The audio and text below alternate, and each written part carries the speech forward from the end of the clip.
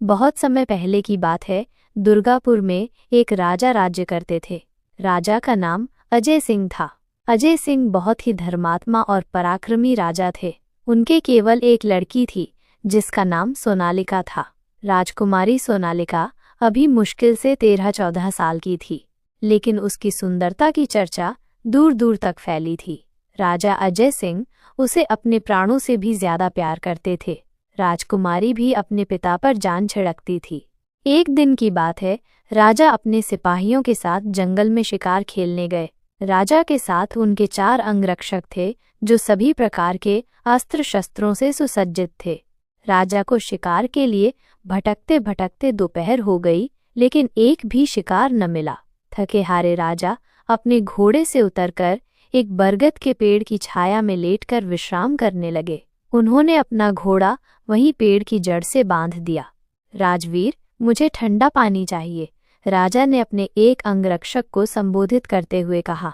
अभी लीजिए महाराज, वो बोला, और फिर पानी की खोज में अपना घोड़ा लेकर जंगल की ओर बढ़ गया। राजा अपने तीनों अनुचरों के साथ काफी समय तक राजवीर के आने की प्रतीक्षा करते रहे, लेकिन राजवीर नहीं आया। पता नहीं क्या बात थी। राजा और उनके सिपाही राजवीर के लिए चिंतित हो उठे। ज्यों-ज्यों समय बीतता गया, यह चिंता त्यों-त्यों बढ़ती ही चली गई। दूसरी ओर सूर्य की प्रखर किरणें जैसे कण-कण जलाए दे रही थीं। प्यास के कारण राजा का गला सूखता ही जा रहा था। तीनों सिपाही राजा की ओर विवशता से ताक रहे थे। तभी राजा बोला, तुम तीनों यहाँ से तुरंत चले जाओ और मेरे लिए पानी की खोज करो। साथ ही साथ राजवीर के बारे में भी पता करो कि अभी तक वो क्यों नहीं लौट सका। लेकिन कम से कम एक आदमी का तो आपके पास रहना जरूरी ही है महाराज, उनमें से एक बोला। राजा ने दो टूक उत्तर दिया, नहीं, तुम लोग मेरी रक्षा के लिए हो और इस वक्त मेरी रक्षा के लिए पानी की सख्त जरूरत है, इसलिए जैसे भी हो मेरे लिए अतिशीघ्र पानी की व्यवस्था करो, साथ ही साथ राजवीर की भी खोज करो।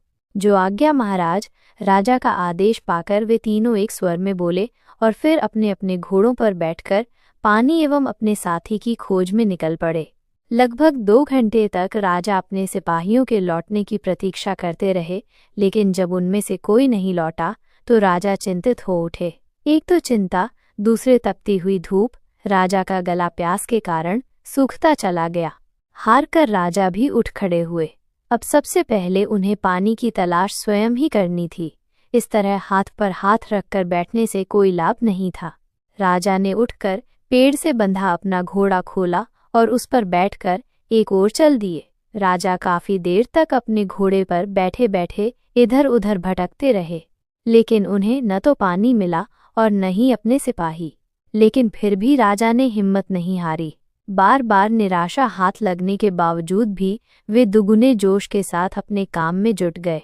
वे जिस ओर आगे बढ़ रहे थे उस ओर जंगल ज्यादा ही घना था। कहीं कहीं तो उन्हें स्वयं घोड़े से नीचे उतरकर रास्ता बनाना पड़ता था।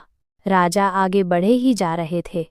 सहसा उन्हें फिर घोड़े से उतरना पड़ा, क्योंकि आगे रास्ता वृक्षों की टहनियों ने रोक रखा था। राजा ने नीचे उतरकर अपनी तलवार निकाली और उन्हें काट काट कर रास्ता बनाने लगे। तभी उन्हीं झाड़ियों के नीचे राजा को एक गुफा दिखाई दी। गुफा का दरवाज़ा काफी बड़ा था। राजा की उत्सुकता जगी। वे जल्दी जल्दी गुफा के दरवाजे की ओर बढ़े। गुफा काफी लंबी थी। राजा अपने घोड़े की रस्सी थामे बढ़ते ही चले गए। राजा ने देखा गुफा के फर्श पर सीलन थी। शायद आगे पानी की बावड़ी होगी, राजा ने सोचा, और वे जल्दी जल्दी आगे बढ़ने लगे। थोड़ी दूर चलने के बाद वो गुफा एक लंबे चौड़े मैदान में बदल गई। उसी मैदान के बीचों बीच एक छोटा सा जलाशय था। राजा की आंखें चमक उठीं। उन्होंने अपने सूखते हुए होठों पर जुबान फेरी और तेज तेज कदमों से जलाशय की ओर बढ़ गए। जलाशय की खूबसूरती देखकर राजा मोहित हो उठे, लेकिन एक बात राजा को खटक रही थी कि इतनी खूबसूरती होते हुए भी वहां एकदम सन्नाटा था। एक भी पक्षी उस जलाशय के आसपास दिखाई नहीं दे रहा था। लेकिन राजा को इस बारे में सोचने की फुर्सत नहीं थी। उनका तो गला प्यास की अधिकता के कारण सूखा जा रहा था। राजा जल्दी जल्दी जलाशय की सीढ़ियां उतरने लगे। पानी के पास पहुंचकर राजा ने हाथ मुंह धोया और पानी पीने लगे। पानी बेहद कड़वा था, लेकिन प्यास से व्याकुल राजा ने किसी तरह पानी पीकर अपनी प्यास बुझाई और वापस जाने के लिए मुड़े। तभी उनकी नज़र अपने एक सिपाही पर पड़ी जो जलाशय की सीढ़ियों पर बेहोश पड़ा था।